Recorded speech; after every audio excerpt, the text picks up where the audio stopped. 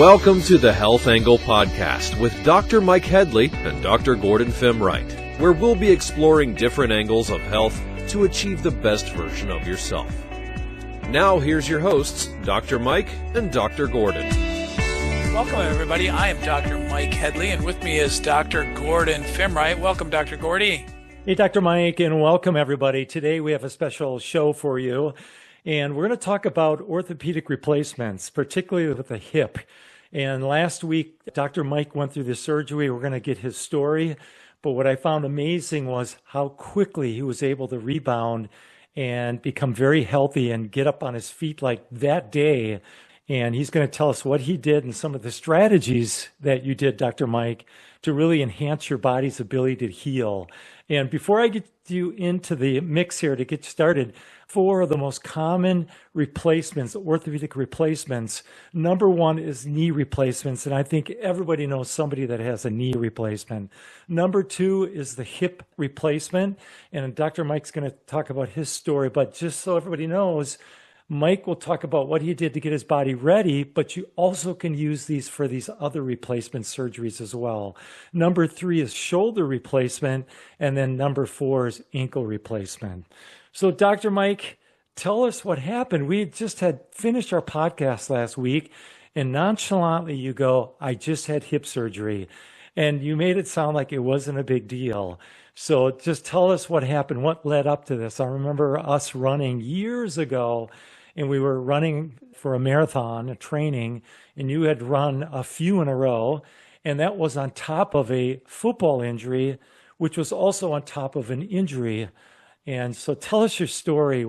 How did this lead to a hip surgical procedure, like a replacement? Tell us your story. Yeah, 3 weeks ago today, I had a total hip replacement.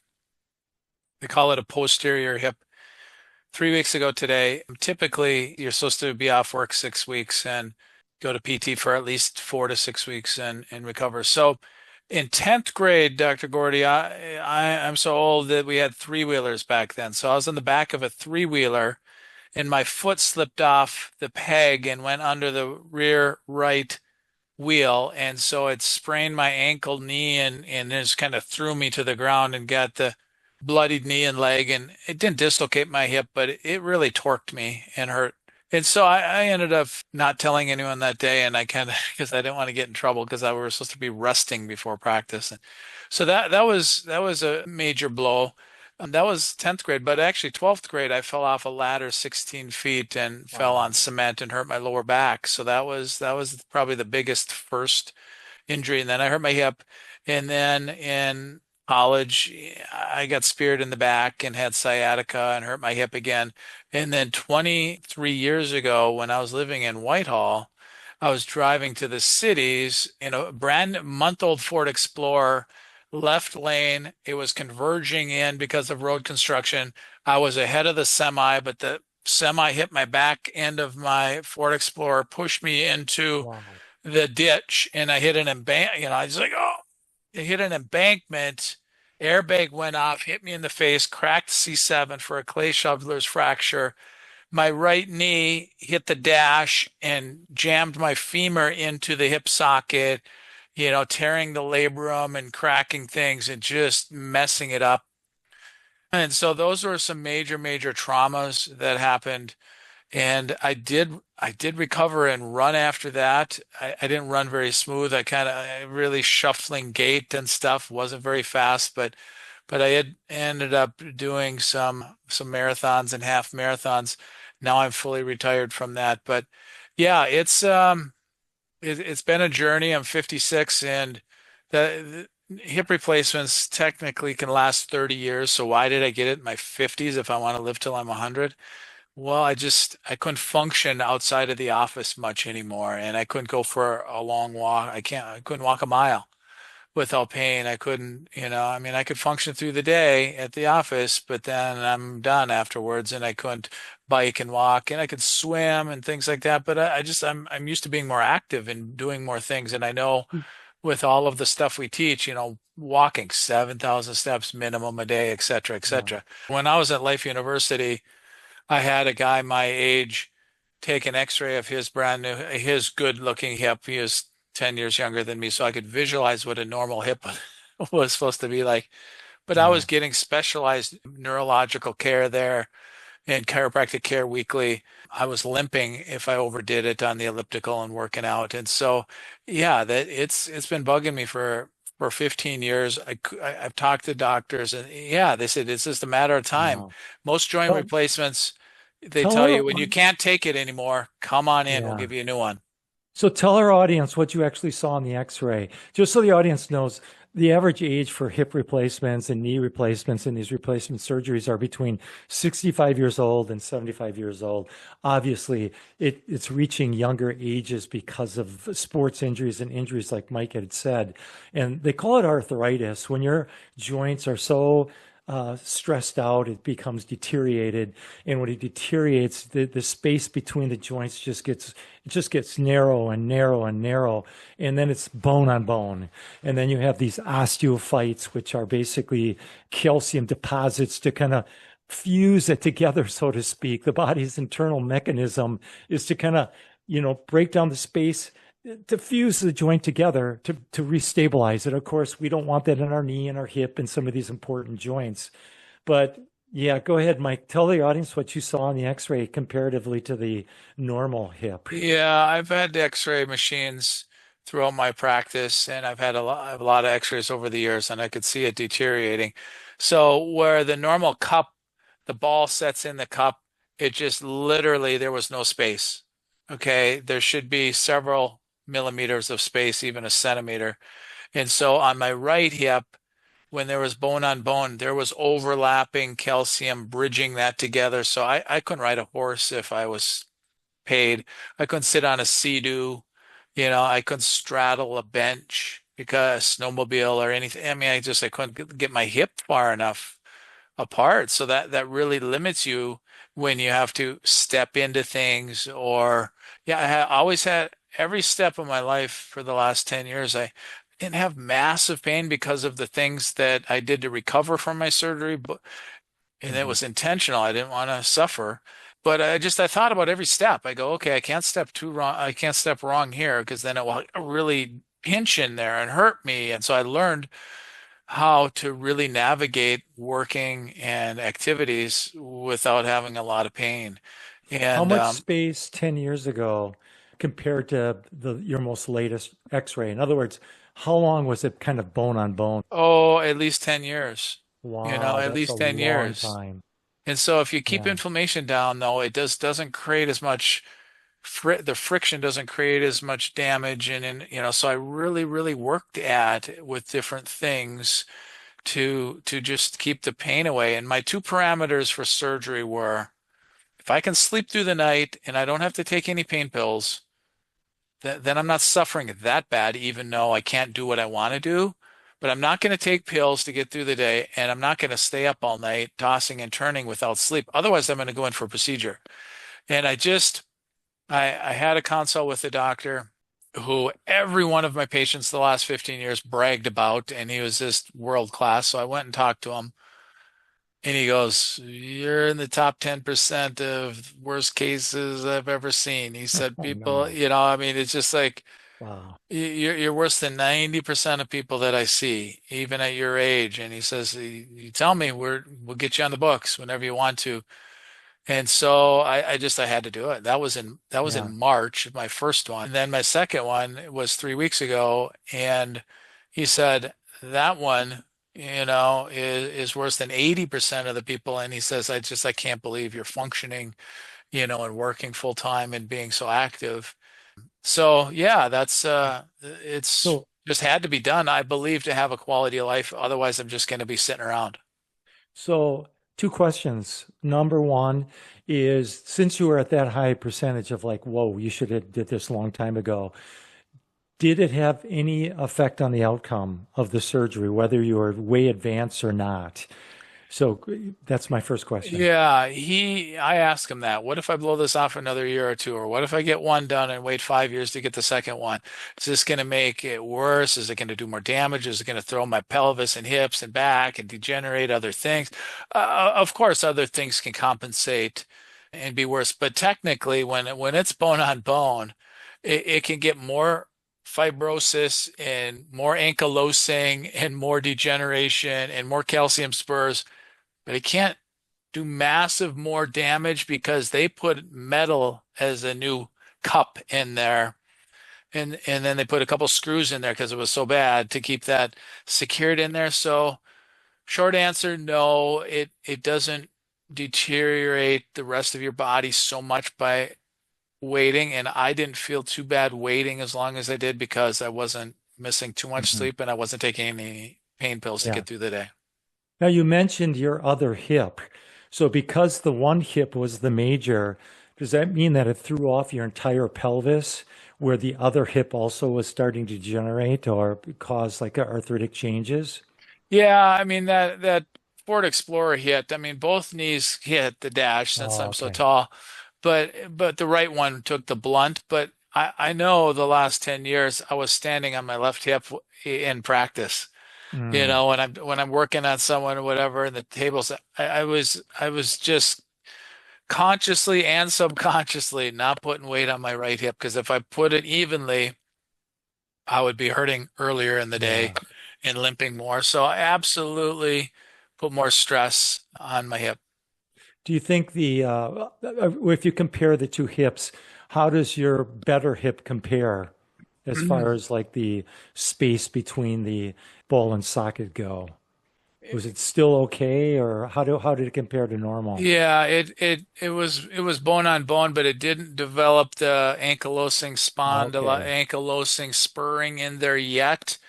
But it again, it wasn't where when you sit with your legs out in front of you and touch your toes, I couldn't bend forward like that because there was no space to let and I can't do the V stretch, very far. If my legs were straight out in front of me like this, I'd go like this, I'd go this far away, to do the V stretch. Now I can spread my legs apart and do what I want to do. And I mean, it just I couldn't do it. It just hurt. Well, it just seems like things come together. Like if one hip goes, the other one because people compensate. If one knee goes, the other knee eventually goes quicker because of the compensation or favoring, like you were kind of describing in your case.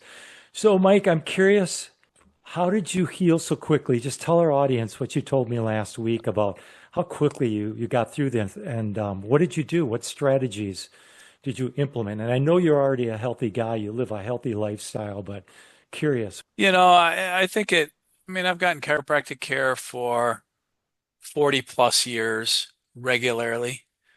I would like to interview my chiropractor, Dr. Stember, sometime about acupuncture. He does acupuncture as well. So I think that'd be a good interview coming up.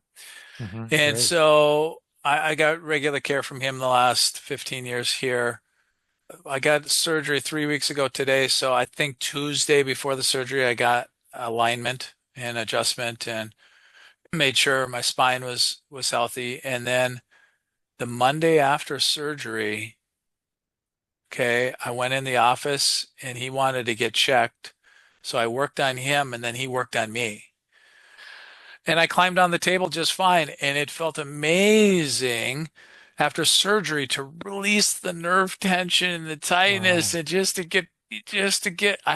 and I was put under obviously with drugs and things. So I got adjusted right away before and after. Though that's one of my big secrets, and then had a goal in mind, especially with my second one. I knew what to expect. And if you set a goal and you're big on goals and smart goals and specific goals and things like that, but I have a three-step approach, Dr. Gordy, is mindset, motivation, and the methods. Okay, a lot of people just talk about methods. You could go on YouTube and say how to rehab a total posterior hip replacement and you do the exercise. You don't even need to go to PT if you don't want. I mean, the methods are there, how to recover. And the doctor I went to, I mean, he's done hundreds and hundreds of surgeries. I trusted him and people got good results. So his methods were there and I followed them and I went to PT. But that wasn't enough for me because I wanted to recover. I wanted to take Thursday, Friday off and get back in the office on Monday. And I had a Wow. full schedule on Tuesday. That's great.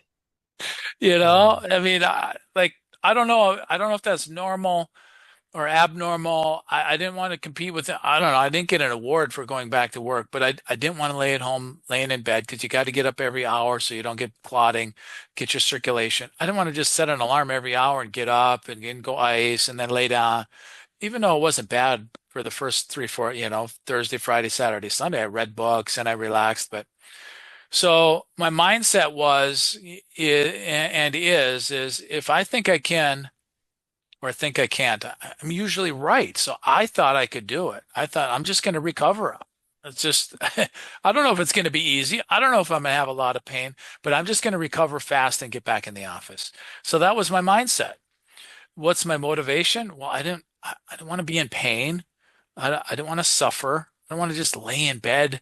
I've heard from a lot of people, they take 3 months off, Hmm. for sure 6 or 8 weeks out of work. I don't know what I'd do, with a week off, unless I was on a vacation or had a purpose. And so I was really, really motivated to do that. And so the methods were following with the doctor's order, going to PT. I had surgery 3 weeks ago today. That day, when you get out of recovery room, my parents were there the whole day. I really enjoyed spending the day with them, and they were patient while I'm in surgery, and they get text and they go out for lunch and they come back. And so when I'm in recovery room, I'm in my room. They get me out of bed, and oh no, let's start doing exercises in bed. And then they get me, I had a leg cramp because I didn't drink or eat anything Wednesday night at 7, and so this is already Thursday at 3 in the afternoon, and I'm thirsty and hungry, and I'm getting leg calf cramps. So I got to get up and start walking. So I grab a walker and start walking up and down the hall Wow. a few hours after surgery. So then I sit in a wheelchair, and they bring me upstairs, and they have to teach me how to go up and down stairs. I had to get dressed out of my gown, learn how to get dressed by myself, socks on and everything like that. And so then I did more exercises. And Wow. if you can go to the bathroom and urinate means you're dehydrated and you're going, then they send you home. So I went home Thursday night. I really wanted to have pizza or comfort food, but my wife made a really nice chicken stir fry with some zucchini and different things. And I think I ate out once in the last 3 weeks. She's made me really, really quality whole foods, mostly from our garden, quality meats. And so that's another key component. I haven't eaten a lot of garbage and junk and sweets and so mindset, motivation, and methods. But Dr. Gordy, I hadn't taken drugs in 25 or 30 years. I haven't taken an aspirin in 25 or 30 years. And so I asked two anesthesiologists that I work on what they would recommend to take before and after surgery to get all that anesthesia and chemicals and drugs and all that stuff. And they told me NAC. So I took Oh, high wow. doses of NAC before and after because it's a free radical scavenger, and so that helps drag that out. So I didn't have the hangover. And then I took a lot of probiotics, spore biotics. I took these recovery probiotics, this Akkermansia to help leaky gut. So I took a good amount of probiotics because they gave me antibiotics just for that day in my IV, but you cannot not take it. And so I feel like I recovered well. And I have a bag full of 12 different drugs. And the first day after my first hip, they give you a spreadsheet and you go, okay, take this when you leave the hospital. 6 hours, take this. You can add this if you have extra pain, but don't take this 2 hours close to that. And then take the stool softeners and then take your anti-nausea medications. And like I couldn't figure it out. I mean, I could figure it out if I wanted, but it was so confusing. I said, I can't do this.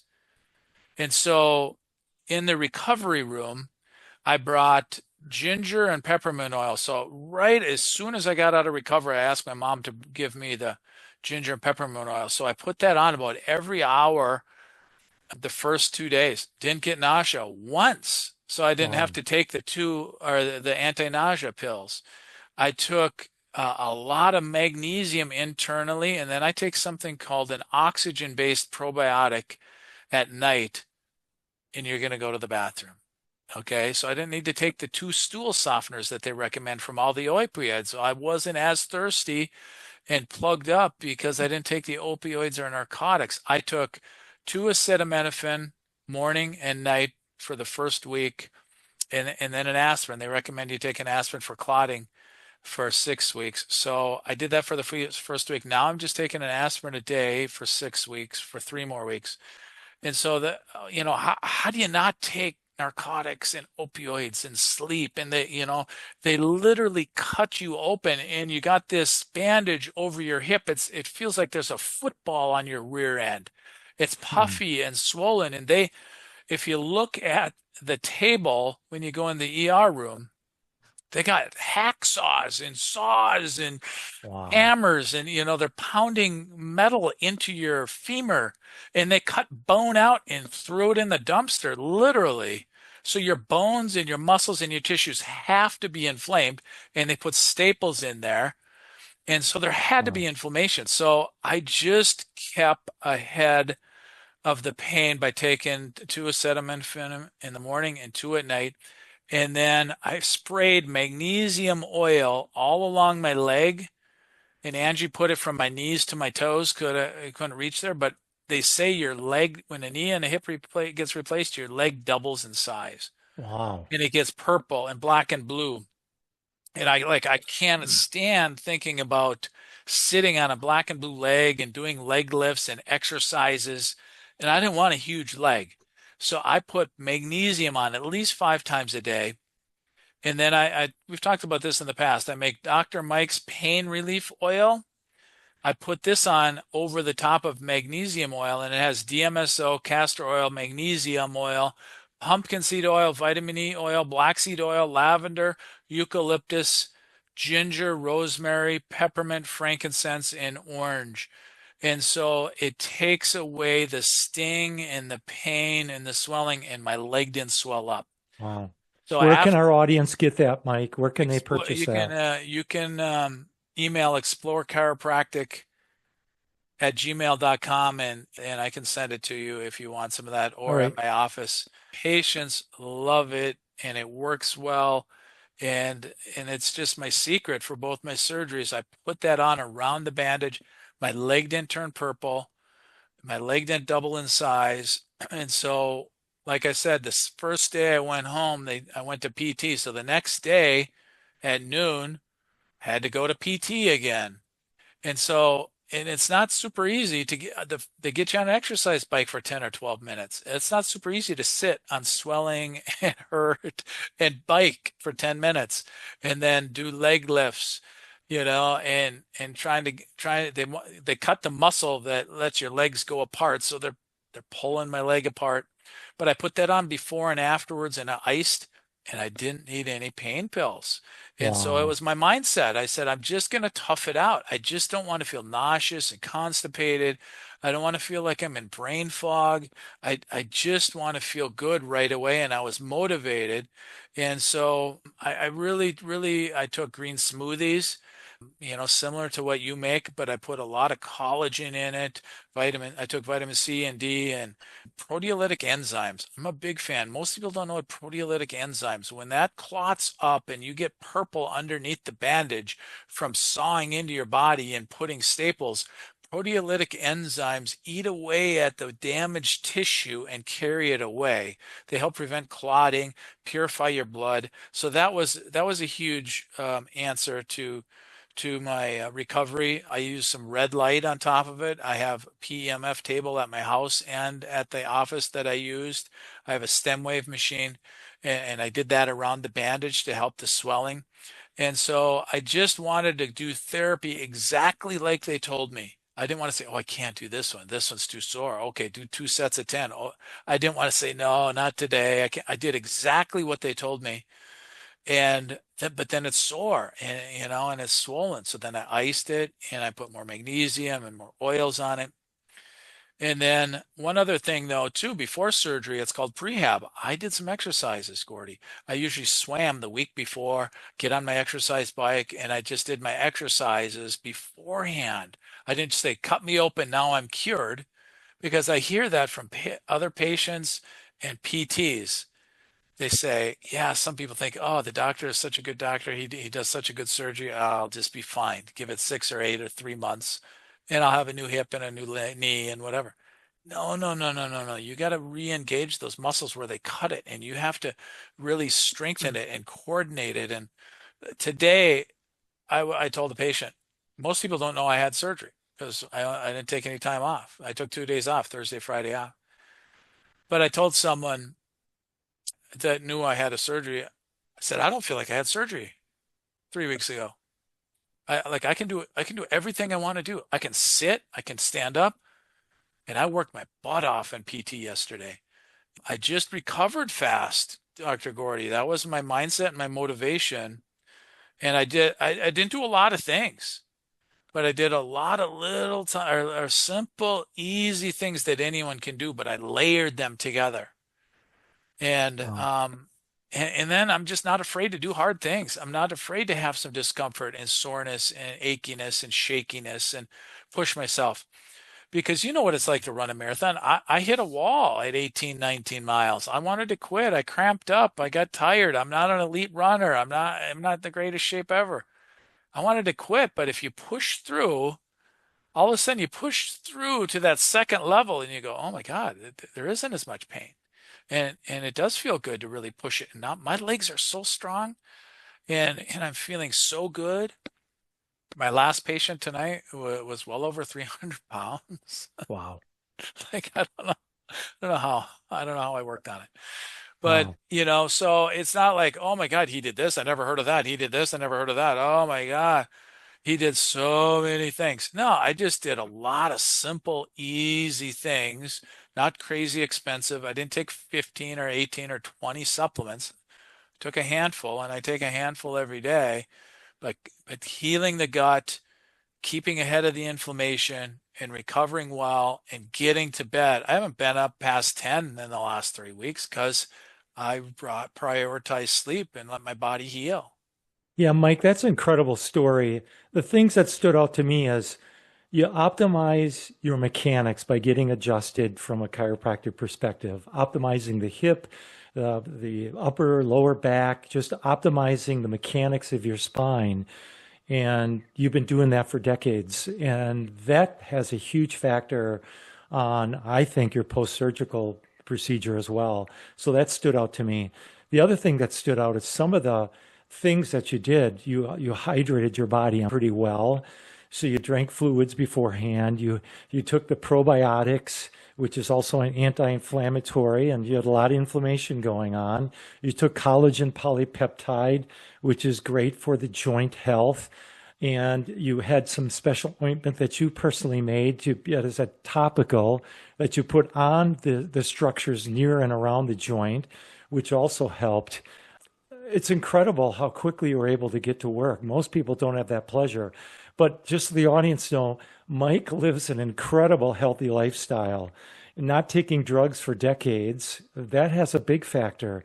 Not putting junk into your body. You have a fine-tuned optimal machine, so to speak, where you're eating the best foods, mostly organic, and you take the best supplements for overall general health.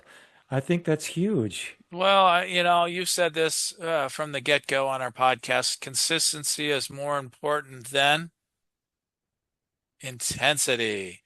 So I didn't do anything super intense. I listen to people. I feel like I'm a good patient. I trust the doctors. I did more above and beyond what they recommended. Don't bend my hips past 90 degrees. Don't cross my legs over. Don't turn my foot in. I didn't do that once in 6 weeks last time. I haven't done it once in 3 weeks. I Hmm. drove to the office on Monday because my right leg was fine. I wasn't on opioids or any drugs, and I felt safe. I drove around my neighborhood. I felt fine. I drove to the office. I drove to PT that day. And so I didn't do anything I wasn't supposed to do. Hmm. Um, so I listen to the experts, but I also Wow. listen to you and all the other experts online, what to take and to heal soft tissue and taking enzymes and probiotics, like you said, and I get chiropractic care. And I'm going Hmm. to continue getting care, even with a hip replacement, 2 days after, 3 days after, Of course, it felt good to lay straight out on my belly, and he worked on me. And he knew Hmm. exactly, he's worked on a lot of people with hip replacements like I have or you have or whatever. Well, you gotta know what's on the table. And it just felt amazing to optimize my spine and nervous system, like you Wow. said. It And I was and it, interesting because when the doctor gave you some meds for potential problems to arise, and your body was functioning so good, so you really didn't need those. But I'm assuming that they have kind of like the same type of protocol for everybody at all ages. They probably didn't ask you about your health conditions prior to the surgical procedure. I'm guessing, I don't know. You can answer that. And then the other thing, Mike, I was going to ask too is a lot of times, as us as chiropractors, we want to look at the leg length discrepancies because if you have your legs and they're even, that's good. That's optimal. It means your health, your pelvic is healthy and you're balanced and everything else. But when they put the hip in, did they do any kind of balancing to ensure that it would be as equal as possible? yeah. The first question, they call you the next day to see how you're doing, to see if you went to the bathroom or how are things. And I said, so far I took two acetaminophen and my aspirin. I don't need anything else. But you do a pre-op physical, and you do blood work and everything like that. So they know. I haven't been, who's your pharmacist? I don't have a pharmacist. Who's your primary? Myself. I don't, Dr. Stember. I don't have a primary. You don't have a primary and you're in your 50s. They're like, oh, geez, your blood pressure is normal. You must exercise. I don't know. My blood pressure is normal. Don't make me, I mean, that's not abnormal. That's normal. And so, I knew the nurse who called me the next day and then they call in 5 days. They said, well, they only give you 7 days of Oxycontin and all the other. He goes, oh, I was just wondering if you need a refill of any of your meds. I go, well, I still have them all. I haven't opened them. I said I couldn't figure them out. And I have the naproxen had 90 of them in there, so I don't need any more of those. Oh, really? Are you okay? Yeah. No one's ever not taken narcotics for the next day, And I go, I was willing. I got them out. I laid them out. I want to take a lot of drugs because I don't want any pain. I don't want to just like be writhing in pain and can't sleep. I'm okay with taking drugs. I took an aspirin today. I'm not anti-drugs. I'm not anti-doctor. But my goal was not to take any. My goal was to not have them. So I wish I would have grabbed the bag. I still have them. So this week, no, actually, when I wait, no, actually, I'm going to wait. Next week, I'm going to bring them into the pharmacy so they can dispose of them. So I, yeah, that's abnormal for any age. They just like, oh my God, no one even yeah. thinks of not taking drugs, I that are would severe I'd the love to next day. see a scientific study being done. Maybe there's one out there of people that kind of had a strategy, a pre-strategy and a post-surgery strategy like you did. See how they are able to get back and get healthy and get back to a normal lifestyle after the surgery versus those that may not. If you have It'd side be, effects because you're constipated and you're nauseous, are you going mhm. to do your PT as good? Or are you going to call in and skip a few sessions and do your homework, in a clear mind? I like the day after surgery, there's no way I could have worked that day because I was so polluted and fogged and I used to drink. I don't anymore, but I know what a hangover is. I know I know what that's like. Mhm. I couldn't do that for 6 weeks. Like I Wow. couldn't and I didn't. And so, yeah, it was it's mindset though, and then I was willing to put up with some stiffness and soreness and discomfort and some uncomfortableness and do hard things, and Mhm. grunt and groan a little bit. I'm okay with that. I didn't have searing pain. I didn't have 7 to 10 pain. I can handle 1 to 3 pain every day. That's a piece of cake. I lived with it for 10 or 15 years. So what's really interesting when they first take your X-rays, um, they do them laying down, Gordy, as you know, in the medical profession, but they put certain dots on your pelvis and in between your legs, and then they use an algorithm and digital lines to really calibrate what size cup. where that cup is going, Wow. and they take x-rays during surgery. So They do. they're cutting you apart and flopping you around like a rag doll, but then they're taking x-rays. So before they screw that in and put that in, they want to make sure exactly it lines up right. And so I, because of my right hip was so damaged for so long, my chiropractor always said my right leg is, quarter to half inch short, always. So after this second surgery, and he showed me how they do it in his office, and it's calibrated. My legs are even. And so my Wow. pelvis, I had to adjust, but that's why I got adjusted right away. So my spine was in alignment and moving. My nervous system was under the right tension. Now, when I'm doing leg presses and curls and stretches, my spine is stronger than ever and my hips are stronger than ever because now I'm really balanced Wow. and I'm not compensating. So Yeah. my takeaway is keep your own joints. It's brutal to be cutting parts of your body and throwing it in the trash. And it's not an easy recover. It's doable without drugs and without painkillers and with all that other stuff. But keep your own joints, number one. See your chiropractor and eat well and move well and think well. But if you have to have it done, it doesn't have to be the end of the world. My life, I feel so much lighter. I don't have that inflammation in me anymore. I don't have those bone spurs and I don't have the grinding in there anymore. My Hmm. inflammation almost all gone in 3 weeks under the band. They took the bandage off. Now all I have is these steri strips covering where I had the incision. And so those will come off next week. And so after next week, I have 3 more sessions of PT. Then I'm golden. Then I'm a new person. I just feel light and free because I got all that arthritis cut from my body and all that inflammation is out and I'm not working extra hard and straining everything and hurting my back and now I can bend and twist and move. So I'm super glad I did it. But Uh, if you're starting to wear out, do a lot of preventative things so you don't have to go through that because it is kind of a brutal procedure. And I'm definitely in no way bragging. I don't care if someone takes 6 months to recover as long as they recover and get the results they wanted. I just wanted to do it as fast as I could. I had the right mindset. That was my goal. I was motivated and I had the right methods. And the PTs that I go to said I could miss one session this week. I went 3 times a week for a month, but I decided to go all three this week because I don't want to skip a step. And I work harder at PT than I probably do at home. And so I did things like you're supposed to, consistent, steady, dedicated, and I didn't skimp on anything, Was it mhm. perfect? No. Did I complain? Yeah. Do I wish it would healed faster than, yeah, I do. I wish I felt this good after 3 days, but it just takes time. But we can speed up the healing and make it just as strong and better. And, but just, trust your doctors, but also, I ask them, how can I detox faster from all the anesthesia and all the chemicals and the antibiotics? And how can I get this swelling so it doesn't hurt when I do these exercises? Oh, it's just normal. Just takes time. Yeah, healing does take time, but I figured out ways on my own to make it more comfortable so I could sleep, so I could do the exercises, so I could work really hard.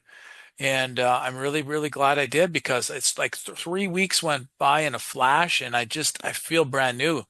And I have some pretty big goals physically that I'm going to be doing here in the next year because I got a new lease on life. Well, Mike, what an incredible story. I remember after we got done with the podcast last week, you had said, "Oh, I just had full replacement hip surgery." And I'm like, "What?"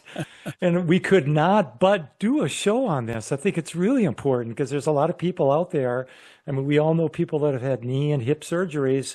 How could we not hear your experience? And I was just amazed how quickly you're up and at 'em so quickly and healed so quickly. It doesn't surprise me with your lifestyle and the way you live healthy. It doesn't surprise me, but I thought we couldn't let this go. So thanks for opening up. I know this is personal.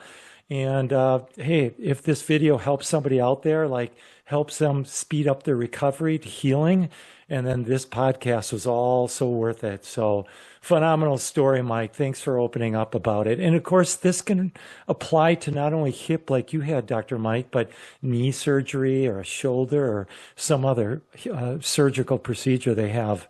Any surgery for that matter, but it's especially for these orthopedic replacement surgeries. So thanks for opening up and sharing, Mike.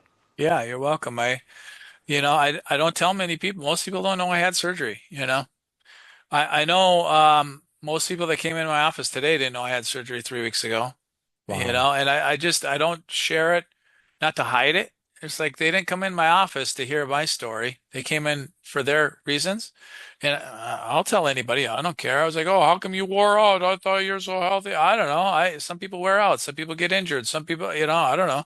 Gonna get my 7,000 steps, and Mhm. today and tomorrow, I've been getting my 7,000 steps even a week or two after surgery. Wow. So Well, I'm not embarrassed. I think even world-class elite athletes will go through the wear and tear process, whether they had old injuries before, slips and falls, accidents, add all that up. It can happen to anybody. So, it is what it is. My father had knee replacement. He had fallen down, up the steps, I should say, fallen up the steps, jammed his knee, and two years later, he needed knee replacement surgery, and that happened probably when he was in his 70s. So it happens. Yeah, it happens. One last thing too with surgeries, we both follow professional football, and you hear about the Aaron Rodgers tearing Achilles, the Kirk Cousins, tearing Achilles, things like that. I'm a Viking fan, so Adrian Peterson tore his ACL several years ago, and the next year he had his best year as a pro, over 2,000 yards rushing. Now I know how they do it, because they have the best surgeons and the doctors and the PTs, and that's their job, is to recover. They didn't have to go back to an office and start adjusting people and everything, but they got in the cold plunges and the best nutrition and the hyperbaric oxygens and, the massage and all. I mean, I can see why you can tear an Achilles and an ACL and all that other stuff. Tearing an ACL is probably like having a knee replacement, because you gotta build it all from the ground up again. But I know why, if they're young and fit and healthy, why wouldn't you want to get back in the game? Aaron Rodgers, oh, I got all this money and this and that, but he's competitive and he loves what he wants. He loves what he does and he's good at it. And why not get back in the game? And so Mhm. it's not a shock that these guys and or gals in sports for the WNBA and everywhere else, it's not a shock that they come back just as good or better after 6 months or a year, because it's possible.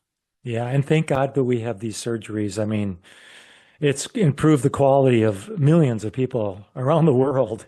Yeah. So thank goodness we do have these procedures. It's amazing. Technology is incredible. Phenomenal, Mike. Thanks again. Yeah. So one last thing about X-rays, you were going to ask me something, but they Yeah, I took an was X. gonna, Go about ahead. the X-rays. I was gonna say that you were talking about you were lying down to make sure your hip was even, and they had some mathematical formula, and they constantly took X-rays, blah blah blah.